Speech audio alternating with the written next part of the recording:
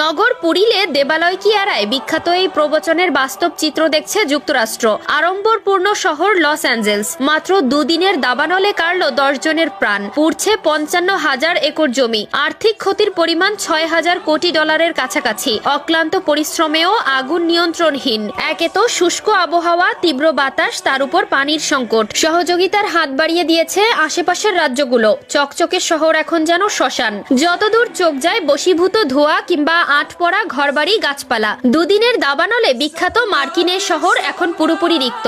আগুনে পুড়ছে প্রায় 55,000 একর জমির উপরে থাকা 15,000 অবকাঠামো। একে বড় ধাক্কা বলছে ইন্স্যুরেন্স কোম্পানিগুলো। আশঙ্কা গুনতে হবে $800 কোটি বা তার চেয়েও বেশি। দুর্যোগের মুহূর্তেও ঘটছে লুটপাট। আটক করা হয়েছে 20 জনকে। কারফিউ জারির কথা ভাবছে কর্তৃপক্ষ। আগুন তো রয়েছে, সাথে চলছে লুটতরাজ। এ পরিস্থিতিতে এ ধরনের আচরণ অগ্রহণযোগ্য।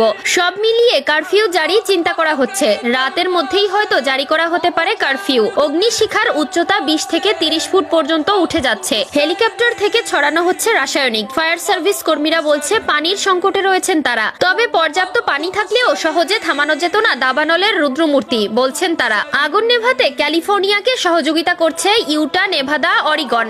সহযোগিতার হাত বাড়িয়েছে অস্ট্রেলিয়া। ক্ষতিগ্রস্তদের পুনরুদ্ধার ও পুনর্বাসনের আগামী 6 মাসের সব খরচ বহন করবে সরকার। আশ্বাস প্রেসিডেন্টের। দাবানলের উদ্ধার কাজের সব খরচ সরকার বহন করবে। ধ্বংসাবশেষ সরানো ও অস্থায়ী আশ্রয় কেন্দ্র তৈরি সহ জীবন ও সম্পদ রক্ষায় সবকিছু অন্তর্ভুক্ত হবে। স্থায়ী প্রশাসন বলছে ক্ষতিগ্রস্তদের পুনর্বাসনে যা প্রয়োজন করুন। তহবিল ফেডারেল সরকারের একথা জানিয়েছেন বিদায়ী বাইডেন প্রশাসন। দাবানলের আগুনের তাণ্ডবে এক কাপড়ে রাস্তায় নামছে সেখানকার হাজারো বাসিন্দা। ক্যালিফোর্নিয়ার দাবানলে রাতারাতি আগুনে পুড়ে গেছে প্যারিস হিলটন সহ হলিউড তারকাদের বিশাল বহুল ঘরবাড়ি। ক্যালিফোর্নিয়ার লস অ্যাঞ্জেলেসে ছড়িয়ে পড়েছে নজিরবিহীন দাবানল। জানুয়ারির শুরুতেই এমন দাবানলের জন্য মোটেও প্রস্তুত ছিল না জাঁকজমকপূর্ণ এই অঞ্চলটির বাসিন্দারা। মাত্রই কাটিয়ে আসা ক্রিসমাসের আনন্দে বিভোর ছিল শহরগুলো। এর মধ্যেই রাতারাতি দাবানলের তাণ্ডব বাসিন্দাদের মধ্যে নিয়ে আসে দুঃস্বপ্ন। কয়েক ঘন্টার মধ্যে এক কাপড়ে রাস্তায় নেমে আসেন কয়েক লাখের বেশি বাসিন্দা। এরই মধ্যে একের পর এক প্রাণহানির খবর আসছে। এই হতাহতের সংখ্যা আরো বাড়বে বলে নিশ্চিত করেছে বাইডেন কর্তৃপক্ষ। আগুন নেভানোর চেষ্টা করলেও অপ্রতিরোধ্য গতিতে এগোতে থাকা আগুনের কাছে কোনো কিছুই পাত্তা পাচ্ছে না।